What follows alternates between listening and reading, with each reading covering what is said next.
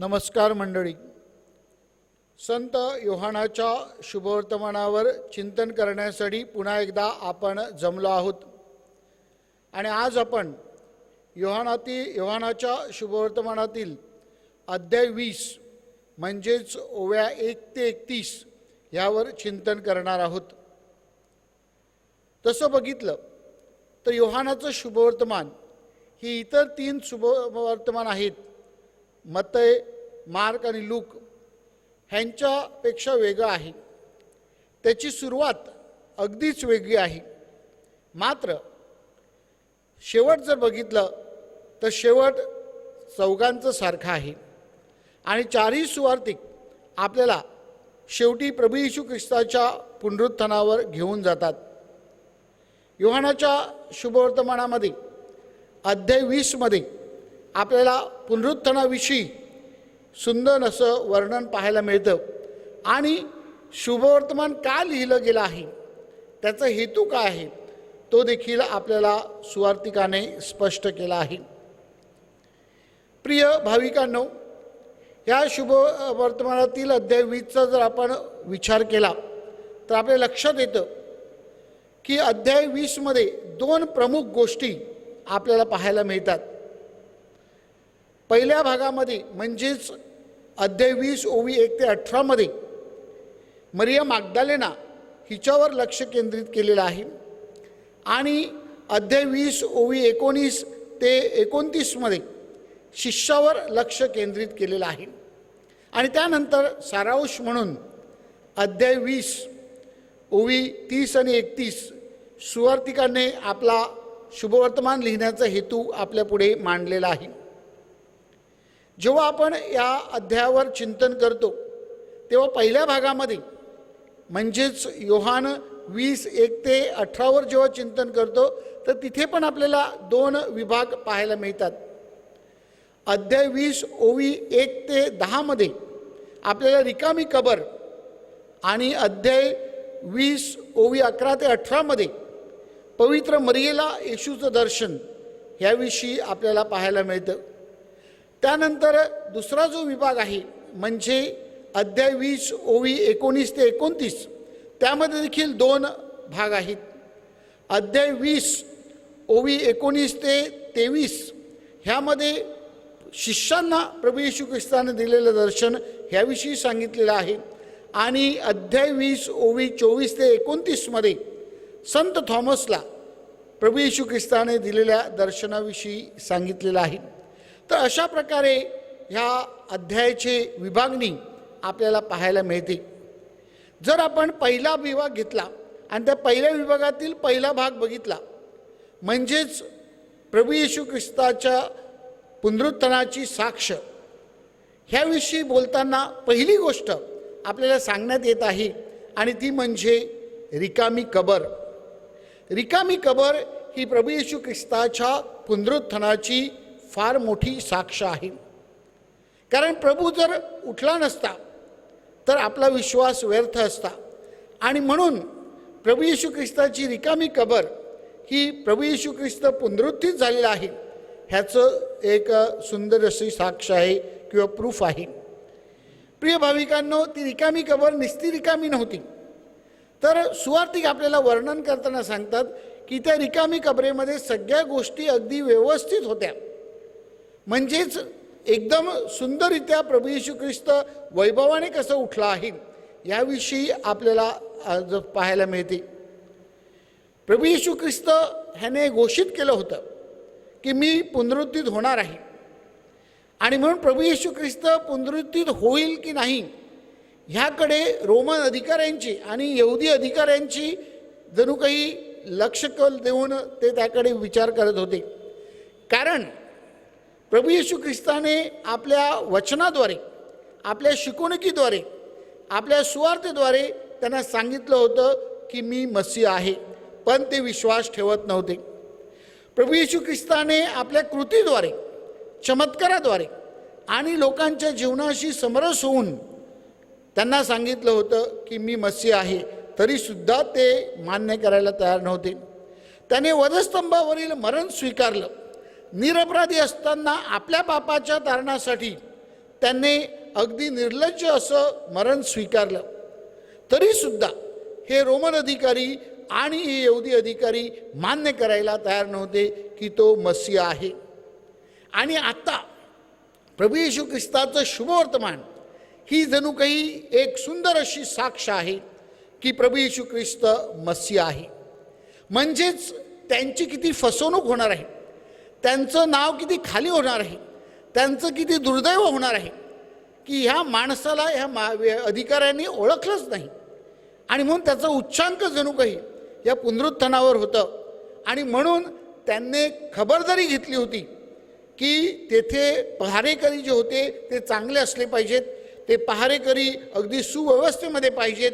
कारण तसं जर झालं नाही आणि प्रभू येशू ख्रिस्त पुनरुत्थित होऊन सगळ्या ठिकाणी जर त्यांना दिसू लागला तर मग त्यांची फसवणूक होणार आहे, त्यांच्यावर लोकांचा बडीमार होणार आहे. आणि म्हणून त्यांनी ही खबरदारी घेतली होती. परंतु प्रभू येशू ख्रिस्त आपल्या वैभवाने पुनरुत्थित झालेला आहे आणि म्हणून ख्रिस्त सभा आनंद व्यक्त करत आहे. पवित्र मरिया मागदालेना ही या पुनरुत्थानाची पहिली साक्षीदार आहे. आणि म्हणूनच पोप फ्रान्सिस यांनी संत मरिया मागदालेनाला प्रेषितांची प्रेषिता म्हणून घोषित केलं आहे. कारण तिने प्रेषितांना पुनरुत्थानाची पहिली बातमी दिलेली आहे. पहिल्या भागामध्ये अध्याय 1 ते 10 मध्ये आपल्याला ह्याचं सुंदर वर्णन पाहायला मिळत आहे की कशा प्रकारे पवित्र मरिया भल्या पहाटे तिकडे जाते. ती जी जाते ती यहुदी परंपरेप्रमाणे जाते. कारण यहुदी परंपरेमध्ये 3 दिवस स्त्रिया ह्या कबरेला भेट देत असत. परंतु प्रभू येशू ख्रिस्ताच्या बाबतीमध्ये मरण शुक्रवार झालं, त्यानंतर दुसऱ्या दिवशी शब्बात होता. आणि म्हणून शब्बात दिवशी कोणत्याच प्रकारची कृती होत नसे, कोणतंच कार्य होत नसे, घराबाहेर पडणे पण होत नसे. आणि म्हणून त्यांना दुसऱ्या दिवशी जाता येत नव्हतं. आणि म्हणून ती तिसऱ्या दिवशी कबरेकडे आली, कारण तो आठवड्याचा पहिला दिवस होता. आणि त्या दिवशी पवित्र मरिया मागदलेना ही कबरेकडे गेली आणि तिने काय पाहिलं? यहुदी रीत ती करायला गेली होती आणि तिने पाहिलं की यहुदी रीत करण्याची गरज नाही. ती मृतदेह पाहायला गेली होती, पार्थिव देहाचं जणू काही कृती करायला गेली होती आणि तिला जिवंत प्रभू येशू ख्रिस्त भेटतो. म्हणजे कशा प्रकारे यहुदी धर्माचं रूपांतर ख्रिस्ती धर्मामध्ये होत आहे, मरणाचं रूपांतर पुनरुत्थानामध्ये होत आहे, जुन्याचं रूपांतर नव्यामध्ये होत आहे, हे आपल्याला या पहिल्या 10 ओव्यामध्ये पाहायला मिळते. पवित्र संत मरिया मागदलेना ही खबर घेऊन प्रेषितांकडे गेली आणि प्रेषितांमध्ये 2 व्यक्ती पेत्र आणि योहान हे दोघे कबरेकडे धावत आले. बघा किती सुंदर वर्णन तिथे केलेलं आहे की योहान हा तरुण होता म्हणून तो कबरेकडे पहिला पोचला, परंतु त्यांनी कबरेमध्ये पाहिलं नाही, तर त्यांनी पेत्राची वाट पाहिली. इथे 2 गोष्टी आपल्याला पाहायला मिळतात. योहान जो आहे तो ख्रिस्त सभेचं प्रतीक आहे. शुभवर्तमानामध्ये आपल्याला सांगितलेलं आहे की खुर्सावर टांगलेलं असताना प्रभू येशू ख्रिस्ताने योहानाला सांगितलं की पवित्र मरिया ही तुझी आई आहे, म्हणजे ख्रिस्त सभेची आहे. प्रेषितांचं तो जणू काही प्रतिनिधित्व करत होता आणि प्रेषित म्हणजे ख्रिस्त सभेचं प्रतीक होतं. आणि म्हणून योहान हा ख्रिस्त सभेचा जरी प्रतीक असलं तरी तो पाहत नाही मध्ये, तर तो पेत्राची वाट पाहतो. म्हणजे ख्रिस्त सभेचा जो प्रमुख आहे, प्रेषितांचा जो प्रमुख आहे, त्याची तो वाट पाहतो आणि मग त्याला तो प्राधान्य देतो. इतकंच नाही तर आपण थोडंसं मागे वळून पाहूया की ज्या पेत्राने प्रभू येशू ख्रिस्ताला 3दा नाकारलं होतं, तरीसुद्धा ह्या प्रेषितांनी पेत्रावर तो अधिकारी आहे, तो प्रभूने नेमलेला आहे, त्याची निवड येशू ख्रिस्ताने केली आहे, हे लक्षात ठेवून तो त्याचं नेतृत्व मान्य करतो. होय माझ्या प्रिय बंधू भगिनीनो, बऱ्याचशा वेळेला समोरच्या व्यक्तीचं नेतृत्व कधी कधी आपण मान्य करत नाही. कधी कधी समाजामध्ये ते नेतृत्व तयार झालेलं असतं किंवा ख्रिस्त सभेमध्ये एखादं नेतृत्व असतं, परंतु ती व्यक्ती कोण त्या व्यक्तीचं पार्श्वभूमी काय आहे, त्या व्यक्तीचं शिक्षण काय आहे, त्या व्यक्तीकडनं काय आपण अपेक्षा करू शकतो, अशा प्रकारची जणू काही आपली पूर्वग्रह असतात आणि मग आपण त्यांचं नेतृत्व स्वीकारत नाही. मात्र इथे योहान आपल्याला सुंदररित्या सांगत आहे किंवा मरियम मग्दलेना आपल्याला सुंदररित्या सांगत आहे की कशा प्रकारे आद्य ख्रिस्त सभेने पेत्र जरी पापी असला, त्यांनी ख्रिस्ताला नाकारलेलं असलं तरी ख्रिस्ताने त्याला नेमलं आहे आणि त्याचं नेतृत्व ते मान्य करत आहेत. त्यानंतर ह्या 2 प्रेषितांनी रिकामी कबर पाहिली आणि मग त्यांनी साक्ष दिलेली आहे आणि म्हणून ही साक्ष जणू काही परिपूर्ण झालेली आहे. केवळ स्त्रियांची साक्ष गृहीत धरली गेली नसती, कारण ती यहुदी संस्कृतीची किंवा यहुदी परंपरेची रीत नव्हती, परंतु स्त्रीच्या साक्षेबरोबर 2 प्रेषितांची साक्ष, 2 पुरुषांची साक्ष, 2 वरिष्ठांची साक्ष ही देखील गृहीत घेतलेली आहे. आणि रिकामी कबर किती महत्त्वाची आहे ह्याविषयी आपल्याला पाहायला मिळते. त्यानंतर पहिल्या भागातील दुसऱ्या भागामध्ये जर आपण गेलो, म्हणजेच योहान अध्याय 20 ओवी 11 ते 18, त्यामध्ये आपल्याला पाहायला मिळते की प्रभू येशू ख्रिस्त मरिया मग्दलेनाला दर्शन देतो. जेव्हा प्रभू येशू ख्रिस्त मरिया मग्दलेनाला दर्शन देतो तेव्हा असं आपल्याला वर्णन आहे की मरिया मग्दलेनाने येशू ख्रिस्ताला ओळखलं नाही. का बरं ओळखलं नसेल ह्याची 2 कारणं आपल्याला अनुभवता येतील किंवा पाहता येतील. पहिलं कारण म्हणजे जी स्त्री आपलं ज्याच्यावर अधिक प्रेम आहे आणि ज्यांनी आपल्या जीवनामध्ये काय केलं आहे याचं अनुभव घेतलेला आहे, आपण कोण होतो आणि कोण झालेलो आहोत हे तिने बघितलेलं आहे, त्याचं जेव्हा मरण होते तेव्हा निश्चितच तिचं दुःख देखील तितकंच मोठं होतं. आणि म्हणून तिचं दुःख मोठं होतं, म्हणून त्या दुःखाचं जणू काही भार घेऊन ती त्या कबरेकडे आली होती. प्रिय भाविकांनो, अशा वेळेला तिच्या नयनामध्ये अश्रू असणे, तिच्या डोळ्यामध्ये पाणी असणे हे साहजिक होतं. आणि म्हणून ह्या भरलेल्या डोळ्यांनी समोरची व्यक्ती आपल्याला कधी कधी स्पष्ट दिसत नाही, अशीच तिची गत झाली होती. आणि म्हणून तिने प्रभू येशू ख्रिस्ताला ओळखलं नाही.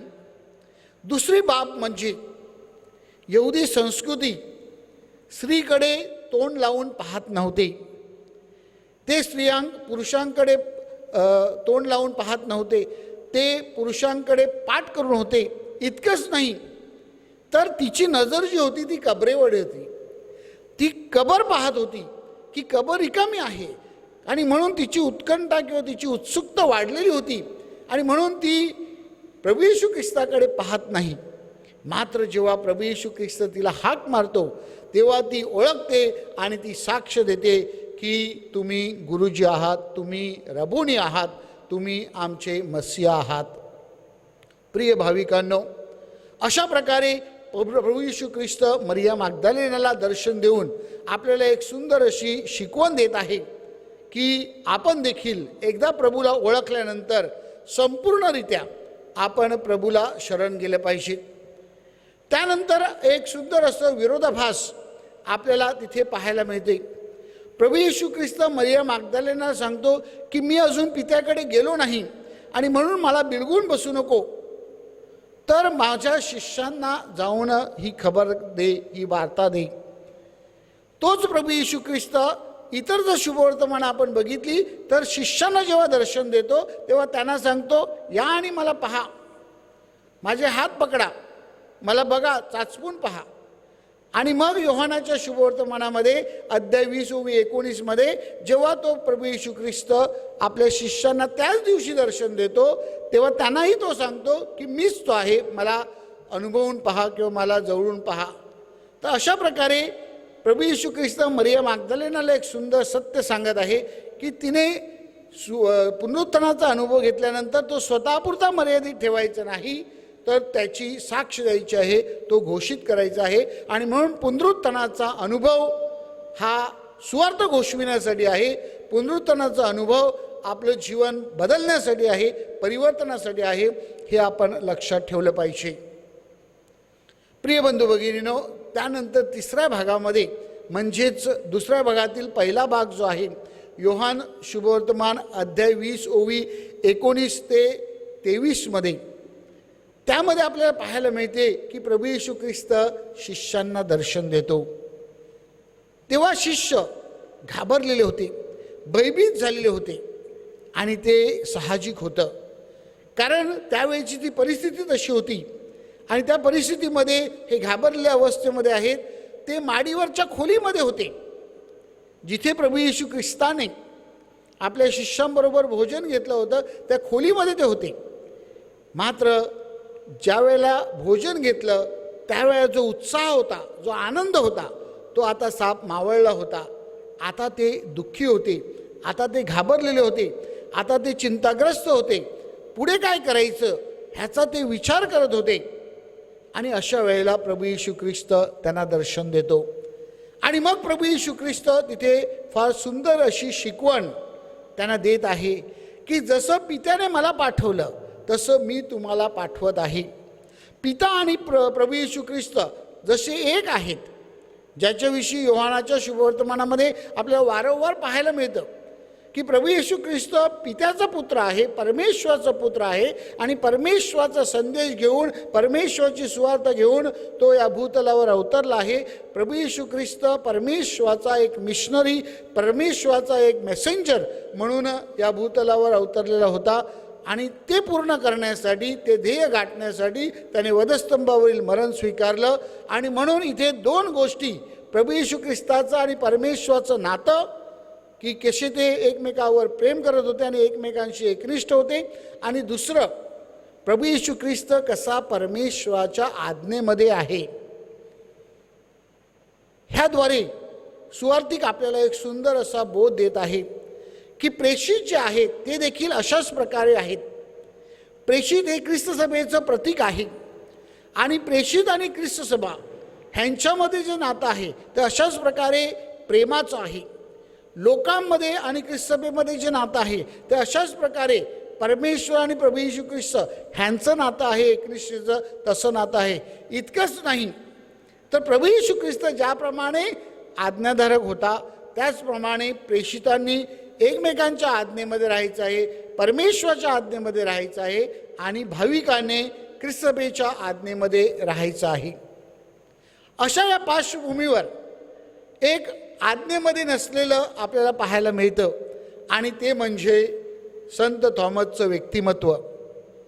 जेव्हा प्रेषित घाबरलेले होते, जेव्हा प्रेषित चिंताग्रस्त होते, जेव्हा प्रेषित निराश होते, तेव्हा अपेक्षा होती की थॉमस जो धैर्यवान आपल्याला दाखवलेला आहे शुभवर्तमानामध्ये, जो प्रभू येशू ख्रिस्तासाठी मरण्यासाठी तयार झालेला होता, जो प्रभू येशू ख्रिस्ताविषयी अगदी प्रभावीपणे बोलतो, तो त्यावेळेला त्यांच्याबरोबर पाहिजे होता. परंतु तो तिथे नव्हता. म्हणजेच दुःखाच्या प्रसंगामध्ये जेव्हा आपली माणसं आपल्याबरोबर नसतात तेव्हा काय परिस्थिती होते ह्याचा अनुभव प्रेषितांनी घेतला होता. आणि ते दर्शविण्यासाठी आपल्याला सुंदर इथे दाखवलेलं आहे की जर आपण असे एकटे भरकटलो, जर आपण आपला मार्ग निवडला, जर आपण स्वार्थी विचार केला, आपण आपल्या वचनामध्ये राहण्याचा विचार केला, तर आपली कशी गत होऊ शकते. ती म्हणजे पुनरुत्थानाचा इतका मोठा अनुभव आपण गमावू शकतो. मात्र प्रभू येशू ख्रिस्त थॉमसला देखील हरू पाहत नव्हता आणि म्हणून तो थॉमसला पुन्हा दर्शन देतो. ते चौथ्या भागामध्ये आपण पाहतो. परंतु तिसऱ्या भागामध्ये एक सुंदर असं मिशन कार्य प्रभू येशू ख्रिस्त प्रेषितांना देत आहे आणि ते म्हणजे क्षमा करण्याचं वरदान. क्षमा ही केवळ परमेश्वरच करू शकतो. मात्र प्रभू येशू ख्रिस्त ख्रिस्त सभेवर इतकं प्रेम करतो आणि म्हणून संत पौल म्हणतो की प्रभू येशू ख्रिस्त सभेचं जणू काही मस्तक आहे आणि म्हणून ख्रिस्त सभा प्रभू येशू ख्रिस्ताची शरीर आहे. ह्यांच्यामध्ये कसं जे ऐक्य आहे ते ऐक्य प्रभू येशू ख्रिस्त आपल्या प्रेषितांना दाखवत असतो की परमेश्वराने त्याला क्षमा करण्याचा अधिकार दिलेला आहे, कारण तो देखील परमेश्वराबरोबर एकरूप आहे आणि त्यांनी ख्रिस्त सभेला तो अधिकार दिलेला आहे आणि ख्रिस्त सभा प्रेषितांना तो अधिकार प्राप्त झालेला आहे. तो अधिकार प्रेषित नंतर आपल्या प्रेषितांबरोबर, जणू काही आपल्या सक्सेसरबरोबर, आपल्या जे नंतर येणार आहेत त्या भाविकांबरोबर वाटणार आहेत.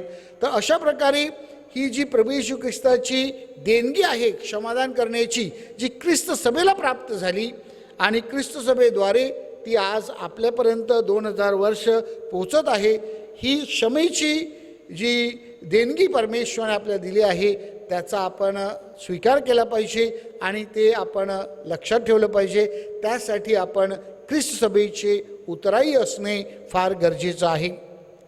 त्यानंतर चौथ्या भागामध्ये म्हणजेच योहान 20:24 ते 29 मध्ये प्रभू येशू ख्रिस्त संत थॉमसला दर्शन देतो, किंबहुना सगळ्या प्रेषितांना दुसऱ्यांदा दर्शन देतो. आणि ते दर्शन देखील आठवड्याच्या पहिल्या दिवशी, म्हणजे तिथे नमूद केलेलं आहे 8व्या दिवशी, 7 दिवसानंतर पुन्हा एकदा पहिला दिवस सुरू होतो. तर 1 आठवड्यानंतर 7 दिवसानंतर प्रभू येशू ख्रिस्त दर्शन देतो आणि मग 8वा दिवस म्हणजेच आठवड्याचा पहिला दिवस हे आपण लक्षात ठेवलं पाहिजे. ख्रिस्त सभा आठवड्याचा पहिला दिवस नवीन साबात, न्यू साबात म्हणून पाहत आहे. यहुदी लोक साबात दिवशी आठवड्यातला 7वा दिवस पाळत होते, म्हणजे तो शनिवार, आणि आठवड्याचा पहिला दिवस हा रविवार. कारण प्रभू येशू ख्रिस्त पुनरुत्थित झालेला आहे. प्रभू येशू ख्रिस्ताने दर्शनं दिली ती रविवारी दिली.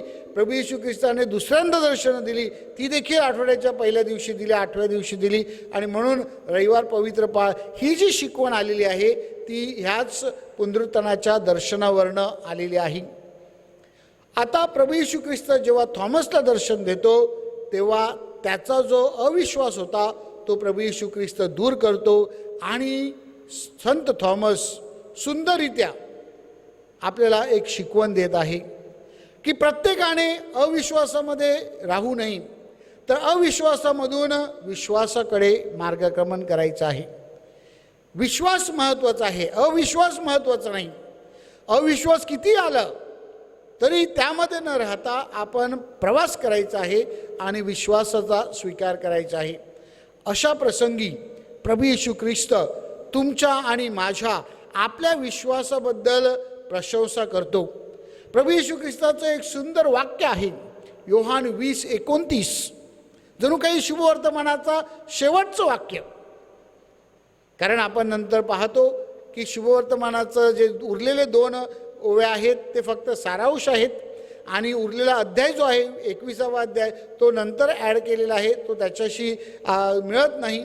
म्हणजे प्रभू येशू ख्रिस्त शुभवर्तमानाचा शेवट कशाने करतो बघा. योहान 20:29, पाहिल्या वाचून विश्वास ठेवणारे ते धन्य. होय, तुम्ही आणि मी विश्वासू जीवन जगतो. जगत नसतील तर जगा, अविश्वासात राहू नका, विश्वासात राहा असं संत थॉमस सांगतो. आणि म्हणून थॉमसचं अनुकरण करा. माझ्या देवा माझ्या प्रभू अशी श्रद्धा ठेवा. कारण तशी श्रद्धा ठेवल्यानंतर प्रभू येशू ख्रिस्त आपल्याविषयी आनंद व्यक्त करतो. कारण आपण न पाहता विश्वास ठेवतो आणि विश्वासाचं जीवन जगतो. ख्रिस्त सभेच्या शिकवणुकीप्रमाणे जीवन जगतो, देवाच्या आज्ञेप्रमाणे जीवन जगतो. प्रिय भाविकांनो, योहानाचं शुभवर्तमान जे लिहिलं होतं ते कशासाठी लिहिलं होतं त्याचं सुंदर असं वर्णन शेवटच्या भागामध्ये, म्हणजे समरी ज्याला म्हणतो किंवा कन्क्ल्युजन किंवा समारोप ज्याला आपण म्हणतो, अध्याय 20 ओवी 30 आणि 31 मध्ये त्यामध्ये आपल्याला पाहायला मिळते. आणि मग योहान आपल्याला सांगतो की हे शुभवर्तमान लिहिण्याचं कारण काय, की तुमचा विश्वास दृढ व्हावा. कशासाठी तुमचा विश्वास दृढ व्हावा? कारण परमेश्वराने तुमचा गौरव करावा. प्रभू येशू ख्रिस्त शुभवर्तमानामध्ये एक सुंदर असं वाक्य आपल्याला सांगतो की तुमची नावं स्वर्गात लिहिली जावीत म्हणून आनंद करा. प्रभू येशू ख्रिस्त तीच शिकवण आपल्याला आज देत आहे की अविश्वासू असू नका तर विश्वासवंत व्हा.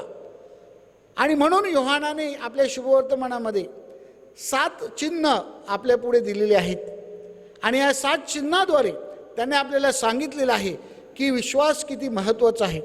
इतकंच नाही तर त्या पलीकडेही आपण जायला पाहिजे आणि लक्षात ठेवायला पाहिजे की पुनरुत्थानावर विश्वास म्हणजे या 7 चिन्हांचं जणू काही उच्चांक पुनरुत्थानाचं चिन्ह आहे आणि त्यावर आपण विश्वास ठेवला पाहिजे.